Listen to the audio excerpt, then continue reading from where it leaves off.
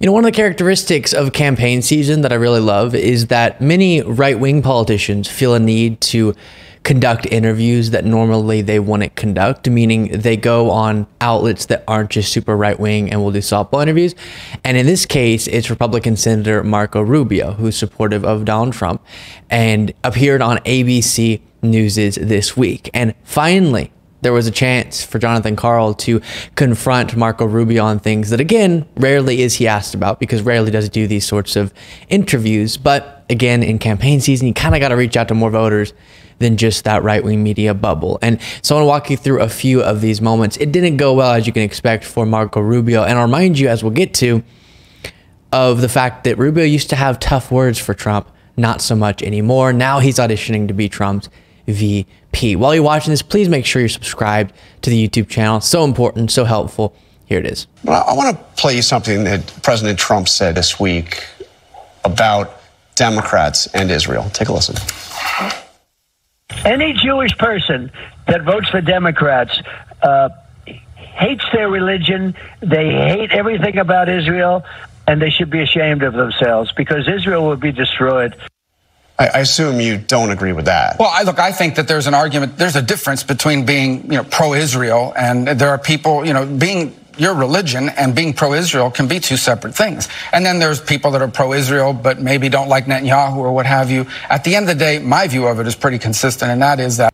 And then he gets into his view. But you'll notice that he didn't answer the question and just sort of did this thing we see a lot from Republicans defending Trump. I'll show you one of the most bonkers examples of this in a second. But they'll do this thing where they pretend like Trump was making this high-minded, thoughtful point. I agree with what Trump said, because at the end of the day, you can have your religious beliefs, and those aren't necessarily connected to your political beliefs, but they do influence one another. But you can have views on Israel, and if you're a Jewish American, that doesn't necessarily mean that you'll believe this and that. That's not what Trump was saying. Trump said a majority, I think it's like 70% of Jewish Americans who vote for Democrats, hate their religion, hate everything about Israel, and should be ashamed of themselves. That's what he said. Take him at his word. Take him for what he's saying there and respond to that. But instead it's an interesting point about how you don't necessarily believe something based on the religion that you subscribe to. Then here is Republican Senator Loomis, before getting back to the Rubio interview. Just watch. One of the things he did say, which is controversial, is he said that Jews who vote for Democrats hate their religion, hate their country. What do you think about that? Well, there again, he has a remarkable way of communicating. It's not the way I would communicate, and it's probably why he is the nominee again, and he's so successful, and the rest of us aren't.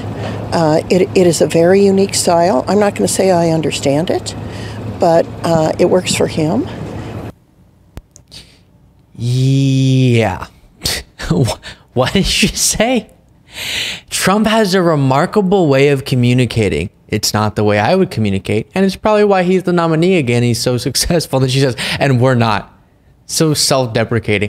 We just don't understand the 4D chess that Trump is playing, and the amazing way that he speaks to people through linguistic techniques that I couldn't possibly fathom. Or he's just being surface level and vile, and that resonates with people in a way that we should reject. Here's the next moment from this interview. I want to turn to politics. There was some reporting this week that you are possibly under consideration to be Donald Trump's running mate. I don't put a lot of stock in this reporting right now, or we're early, but you said it would be an honor to be offered a spot on his ticket. Really? Yeah, I think anyone who's offered the opportunity to serve this country as vice president should be honored by the opportunity to do it if you're in public service. I'm in the Senate because I want to serve the country. Being vice president is an important way to serve the country. But I've also been clear, I've never talked to Donald Trump. I've never talked to anybody on his team or family or inner circle about vice president. That's a decision he's going to make. He has plenty of really good people to pick from. The reason why I ask is, look what happened to the last guy. A mob stormed the Capitol, literally calling to hang Mike Pence. Listen, and Trump defended those chants of hang Mike Pence. I will tell you this, that when Donald Trump was president of the United States, this country was safer, it was more prosperous. We had relations, for example, in a part of the world that I care about called the Western Hemisphere. Yeah, y'all keep bringing out 4 years ago. Do you remember what was going on 4 years ago? A global crisis, a domestic crisis in particular that Trump was mishandling. And as much as Republican accounts right now on social media are trying to say that the idea that Trump suggested injecting bleach is a debunked idea, it's very much not. Okay, that is what he was speculating about. And that's how he spent his time in these press conferences. Instead of just bolstering the messages of his public health officials, he admitted in private that he was downplaying the significance of the pandemic for political purposes, didn't want people to panic and thus hurt him politically. And just around now, he was saying by Easter of 2020, we were going to be rid of the crisis and we were going to get back to normal. So no, we weren't safer. We weren't better off. He was showing us what happens when someone with his low character and his inability to govern and be wise in his decision making is at the helm in a time of catastrophe. It's a catastrophe when that happens. And so the messaging from Republicans with the 4 years ago thing is rather dishonest. Then I'll play this for you as well. Down memory lane while we're talking about this. This was you in 2016. What we are dealing with here, my friends, is a con artist. He is a con artist. First of all, he runs on this idea that he is fighting for the little guy. But he has spent his entire career sticking it to the little guy. You all have friends that are thinking about voting for Donald Trump. Friends, do not let friends vote for con artists. Friends do not let friends vote for con artists. You know I could have gone on. I could have played more. Yeah, but so why didn't you play the clip of Kamala Harris basically insinuating that Joe Biden was a segregationist on the debate stage and she's now his vice president? We play that, but this would be called a whataboutism, and how that has any connection at all whatsoever in any world to the question that's directed at you, Marco, I don't know. Let me ask you. Well, you didn't play it now. That was then. Oh, yeah, that was then. But it was a campaign. Okay, but let me ask you right now, where we are right now. Donald Trump is making the case, and he's going to do it before the Supreme Court, that the President of the United States should have absolute immunity, should effectively be above the law for virtually anything that a president does while in office. You don't agree with that, do you? I don't think that, well, in the case of immunity, there's two separate issues here. One is, can the president do anything? Can he go out and basically, kill one of the members of his staff overnight on Fifth Avenue, one might say, inside the White House? Obviously, that's an absurd outcome, and that's a common crime. But I do think there's a legitimate issue here that we need to talk about writ large, especially after what we've seen the last 3 years, is do we want to live in a country where basically the opponents of a president can extort them, can have leverage over them during their entire presidency and say, don't worry, once you're out of office, we're going to prosecute you, we're going to come after you, we're going to charge you. Do you notice he did it again? So he's pushing the lie that this is some conspiracy to take down Trump, and not just Trump being held accountable for his potential violations of the law, and in the case of his fraud case, actual violations of the law already adjudicated. But he's doing the same thing where he's going, no, he was making a point about how we need to have a conversation about immunity because of the potential for extortion.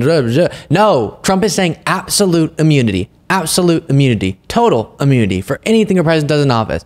That's what Trump has repeated so many times. It's stunning. It's remarkable, as Senator Loomis said.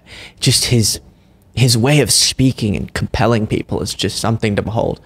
But that's what he's been repeating over and over. Absolute immunity. The president needs it, otherwise he can't do anything.